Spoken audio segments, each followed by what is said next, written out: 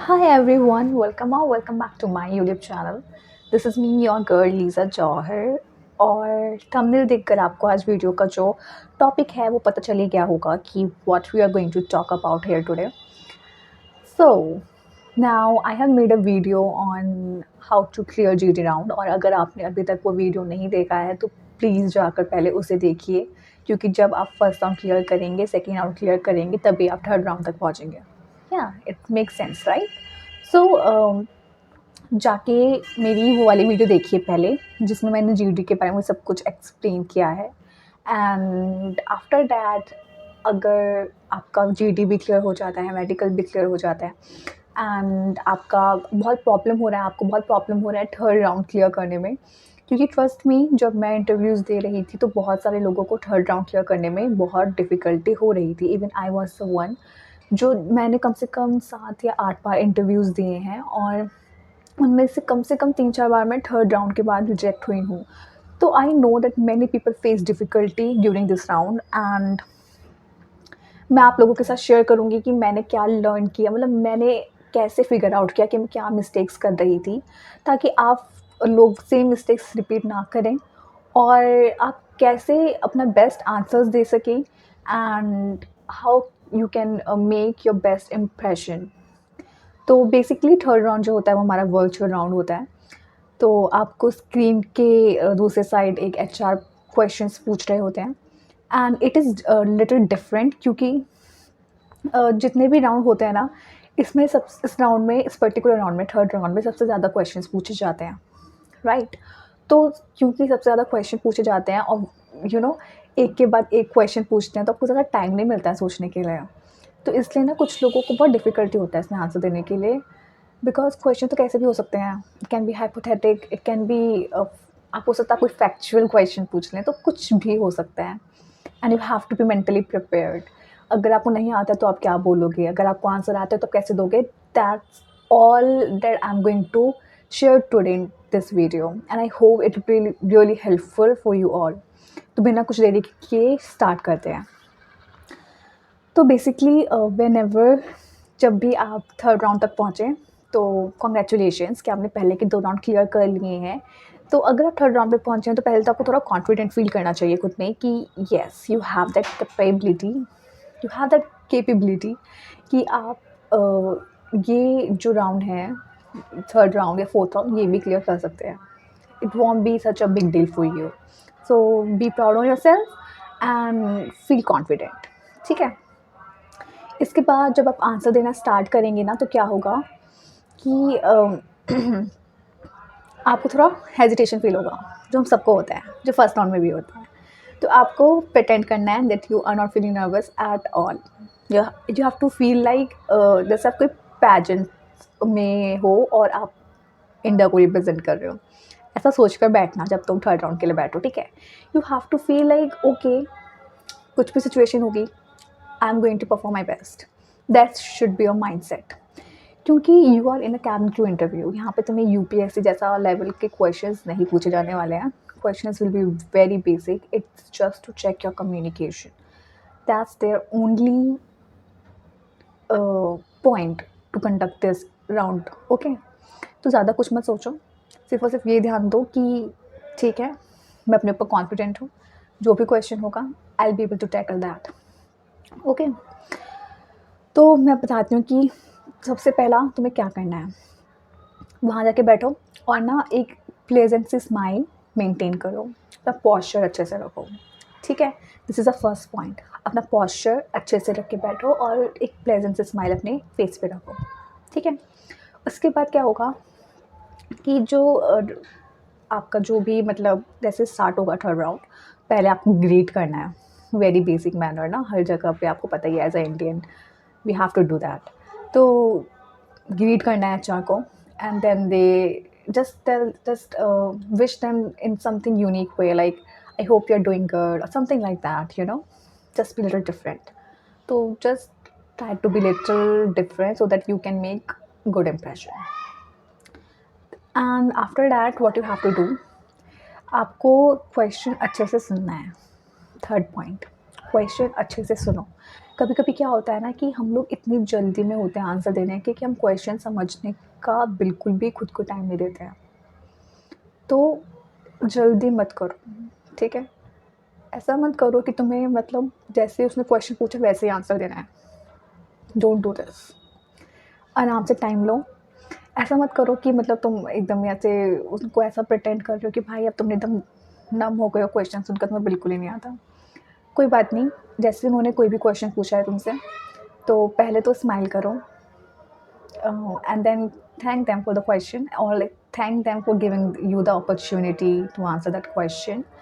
And then you can do what you can do is कुछ उससे आपको 2-4 या मतलब कम से कम 10 सेकंड मिल जाएँगे। इतने सेकंड आपको मिल जाएँगे, अगर तुम स्मार्ट इनफ हो तो तुम्हें 10 सेकंड आराम से मिल जाएँगे। इतना ज़्यादा ना एकदम ऐसा मत सोचो कि तुम पे बहुत लोड है, एकदम से ही जैसे क्वेश्चन डाला है वैसे आंसर देना स्टार्ट कर दो। Don't do that, you know, that's I am saying it so many times क्योंकि it is very important. Don't be in hurry to answer the damn question, guys. Don't do that again. Just don't. ठीक है?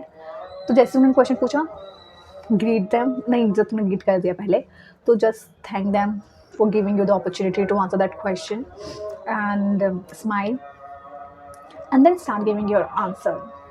अब ना question तुमसे कुछ भी पूछ सकते हैं, तो जस्ट बी माइंडफुल, ओके? कुछ भी क्वेश्चन पूछ सकते हैं, मतलब ये नहीं कि तुम्हें एकदम परफेक्ट आंसर देना है।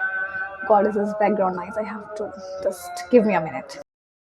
तो जस्ट इमेजिन कि तुमसे अब कोई भी हाइपोथेटिक क्वेश्चन उन्होंने पूछ लिया है और तुम्हें थोड़ा डिफिकल्ट लग रहा है उसका आंसर देना, तो what you can do, you can also ask the HR to give you at least 20 seconds. बहुत, अगर मतलब ऐसा नहीं है कि अगर कोई बहुत बेसिक क्वेश्चन हो, तुम हर एक क्वेश्चन के बाद 20-20 सेकंड का गैप ले रहे हो, that want make a good impact. तो जस्ट अगर बहुत ही हाइपोथेटिक क्वेश्चन है तो टाइम ले लो। एंड और अगर तुम्हें लगता है कि ऐसा कुछ क्वेश्चन पूछ लिया है जिसका आंसर तुम हो सकता है गलत दे दो, तो कहो कि स्टार्टिंग में ही that in my opinion, I think it might be wrong, but in my opinion, okay, I will just give you an example. What happened with me ना, लास्ट टाइम जब मैं इंटरव्यू में गई थी तो क्या हुआ कि थर्ड क्वेश्चन में ना HR ने मुझसे बहुत सारे क्वेश्चंस पूछे थे, बहुत सारे क्वेश्चंस, एंड बहुत सारों में से एक तो बहुत डिफ़िकल्ट था। तो बाकी चलो, मैं ना ऐसा नहीं है कि मतलब my English is very bad, my English is fluent, I can handle questions easily. तो उन्होंने मुझसे पूछा कबीर दास का दोहा, अब तुम इसमें इंग्लिश में क्या ही करोगे? क्या करोगे इसमें इंग्लिश में? तुम्हारी इंग्लिश कितनी भी अच्छी हो, कबीर दास का दोहा तुम्हें याद नहीं है तो नहीं है, क्या कर सकते हो? तो मैंने I just repeated that question like, okay sir, Kabir Das का दोहा,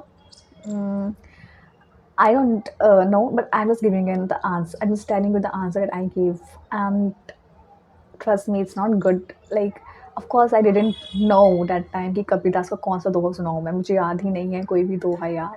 तो मैंने क्या किया, मैंने बोला sir thank you, Kabir Das का दोहा, well, I don't know if this is a doha or not, but I remember this one line and it goes like, काल करे सो आज कर, आज करे सो अब। तो he asked me again that, Lisa, like, are you sure? Is it a doha or a chaupai? And I said, sir, I honestly don't know, but this is the only thing that I can remember as of now. तो उन्होंने कहा, it's okay, it's a tricky question, I understand, and you handled it really well. So he complimented me and he got impressed by my answer. So see, even if you don't know the answer, you can still impress the HR. It totally depends on your presence of mind. तो अपना दिमाग use करो guys थोड़ा सा, और तुम कर लोगे, मुझे तुम पे पूरा विश्वास है। ये 3 चीज़ें ना दिमाग में अच्छे से बिठा कर के जाओ, क्योंकि मेरे साथ भी बहुत सारी प्रॉब्लम्स हुई हैं। एंड ट्रस्ट मी, जो मैंने अभी एक पॉइंट बताया था ना कि never be in hurry to answer, वो वाला पॉइंट बहुत अच्छे से ध्यान रखना, क्योंकि मैंने तो 3-4 जो जिनमें भी जितनी बार भी मैं वर्चुअल राउंड में रिजेक्ट हुई हूँ, उसका रीज़न ही वही था कि मैं बहुत ही जल्दी आंसर्स देने के उस राख में होती थी, यू नो, मतलब जैसे ही HR क्वेश्चन ख़त्म करता था वैसे मैं आंसर देने लग जाती थी। मैं अपने को इतना स्मार्ट समझ रही थी, मतलब यू नो, क्योंकि मेरे को जब मैंने फर्स्ट इंटरव्यू दिया था ना, तब भी मैं 4th राउंड में रिजेक्ट हुई थी और वो भी उन्होंने मुझे कोई रीज़न नहीं दिया। तो आई न्यू कि यार हो जाएगा, पता था इतना तो मुझे हो जाएगा, बट हो नहीं रहा था, तो मुझे बहुत अजीब-सा हो गया। मैंने कहा यार इतना सा थिंग जो मुझे इतना मिल सकता है, why it's not happening yet, समझ रहे हो?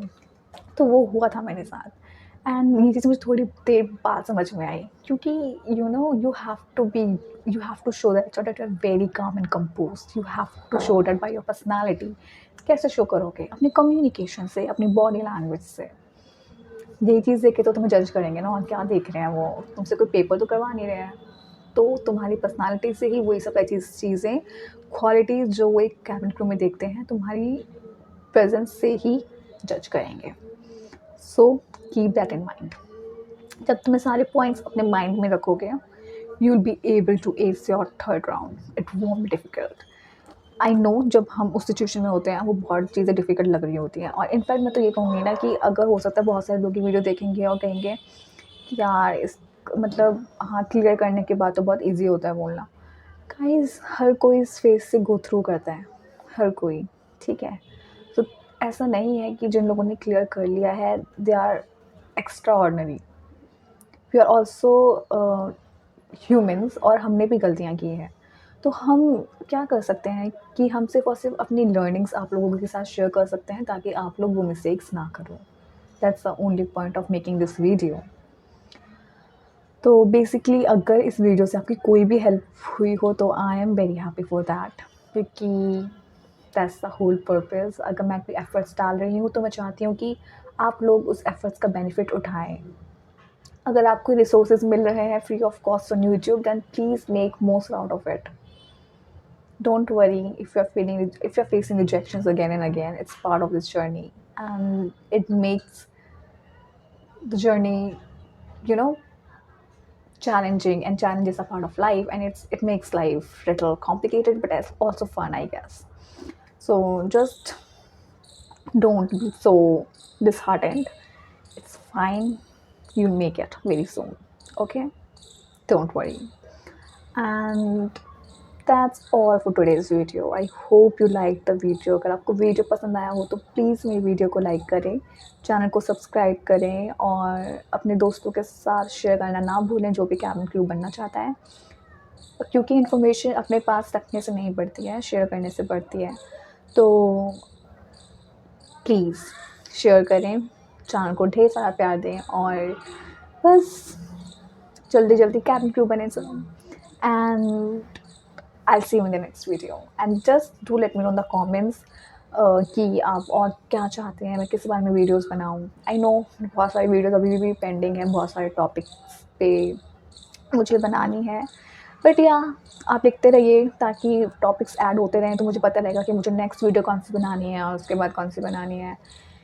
तो it will be little helpful for me, क्योंकि मैं आपकी हेल्प कर रही हूँ तो आप भी मेरी थोड़ी सी हेल्प कर सकते हैं। It totally depends on you though, मैं तो कुछ कर नहीं सकती ना। तो yeah, that's all about today's video. I hope you liked it, and I'll see you in next video. Bye bye.